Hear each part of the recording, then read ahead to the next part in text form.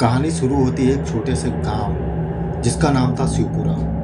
चारों ओर जंगलों से घिरा हुआ यह गांव हमेशा से अपनी रहस्यमय घटनाओं के लिए मशहूर था। गांव के लोग बताते थे कि वहां एक पुरानी हवेली थी जो सालों से वीरान थी और उस हवेली के बारे में कई कहानियां प्रचलित थी। कोई कहता कि वहां तांत्रिक शक्तियों का वास था, तो कोई कहता कि वहां जाने वाले लोग कभी वापस नहीं लौटते। सालों से वीरान पड़ी इस हवेली के पास जाने की हिम्मत किसी की नहीं होती थी। लेकिन कुछ महीने पहले गांव में एक नए डॉक्टर की आमद हुई थी जिसका नाम था डॉक्टर नरेश। वह शहर के पास पढ़ा लिखा था और आधुनिक चिकित्सा में विश्वास रखता था। वह न अंधविश्वास को मानता था और न ही तांत्रिक शक्तियों को।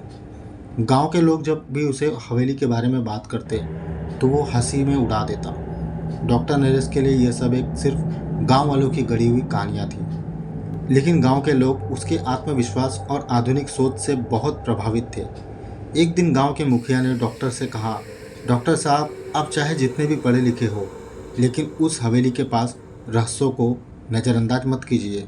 वहाँ तांत्रिक शक्तियाँ हैं जो किसी को नहीं छोड़ती। डॉक्टर ने ये सुनकर फिर से मुस्कुराया और कहा, मुखिया जी, मैं हवेली जाकर खुद देखूंगा कि वहाँ आखिर क्या है। अगर कुछ भी नहीं मिला तो आपकी सारी कहानियों का अंत हो जाएगा। गांव वालों ने उसे मना किया, लेकिन डॉक्टर ने अपने निर्णय पर अडिग रहते हुए हवेली जाने का फैसला कर लिया। अगले ही दिन डॉक्टर नरेश ने अपने उपकरण और टॉर्च लेकर हवेली की ओर रवाना हुआ। रास्ते भर जंगल में अजीब सी खामोशी थी। जैसे जैसे वो हवेली के करीब पहुंचा, वातावरण और भी भयानक होता चला गया। हवेली बहुत पुरानी और टूटी फूटी थी। उसकी खिड़कियों में जंग लगा हुआ था।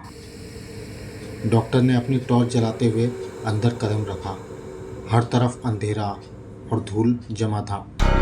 हवेली के अंदर ही हवा बहुत भारी महसूस हो रही थी, जैसे वहाँ किसी अनदेखी शक्ति का दबाव हो। अचानक हवेली के अंदर किसी महिला के कराहने की आवाज़ आई। डॉक्टर ने आवाज़ की दिशा में कदम बढ़ाए और हवेली का हर कोना एक नए रहस्य से भरा हुआ था। जैसे ही वो अपने पुराने कमरे में पहुंचा, उसे लगा वहाँ कोई छाया है जो उसे दिखाई दे रही है। उसकी टॉर्च की रोशनी पर जैसे ही छाया पड़ी, डॉक्टर के होश उड़ गए। उसने देखा कि सामने एक बूढ़ा तांत्रिक बैठा था जिसकी आंखें लाल थी और वो डॉक्टर को बड़े ही गुस्से में देख रहा था। उसकी लाल लाल आंखें चमक रही थी और अचानक से चारों ओर से मंत्रों की आवाज़ गूंज रही थी। तांत्रिक ने गहरी आवाज़ में कहा, आखिरकार तुम आ ही गए। मैंने तुम्हारा बहुत इंतज़ार किया था। डॉक्टर ने खुद को संभालते हुए कहा, तुम कौन हो और इस हवेली में क्या हो रहा है? तांत्रिक ने हंसते हुए जवाब दिया, ये हवेली मेरे काले तंत्र की साधना का स्थान है। यहाँ जो भी आता है वो वापस नहीं जा पाता। तुमने तो बहुत बड़ी गलती कर दी इस हवेली में कदम रखकर। डॉक्टर अब जान गया था कि यहाँ कुछ ना कुछ गलत होने वाला है। डॉक्टर ने जैसे तैसे अपनी जान बचाने की कोशिश की और जब डॉक्टर भागने लगा तो उसे भागने का कोई रास्ता नहीं दिखाई दिया। डॉक्टर तब छत पर चढ़ा और छत के ऊपर से नीचे कूद गया।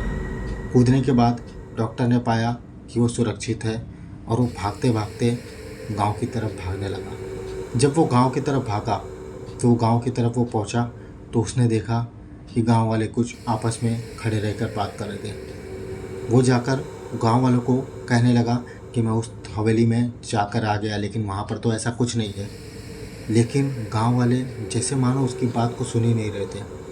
फिर से उसने कहने की कोशिश की कि अरे तुम लोग मेरी बात नहीं सुन रहे हो, लेकिन मानो कि उस डॉक्टर की आवाज़ गांव वालों तक ना तो पहुंच पा रही है, ना तो वो गांव वालों को यह पता चल रहा है कि यहाँ पर कोई डॉक्टर खड़ा है। तब वो डॉक्टर एक जन का हाथ हिलाने की कोशिश किया पकड़कर, लेकिन उसने देखा कि उसके हाथ आर पार हो रहे हैं शरीर के। तब डॉक्टर ने खुद का चेहरा एक आईने में देखा। तब डॉक्टर ने पाया कि डॉक्टर तो मर चुका है। उसकी आंखें लाल हो चुकी है, क्योंकि जब डॉक्टर उस छत से नीचे कूदा था तभी एक पत्थर पर गिरकर उसकी मौत हो चुकी थी। और डॉक्टर ने जब ये चीज़ देखा तो उसे समझ गया कि वो जिंदा नहीं है।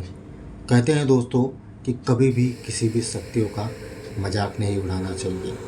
अगर आप किसी चीज़ में विश्वास मानते हो तो ठीक है, अगर ना मानते हो तो भी ठीक है।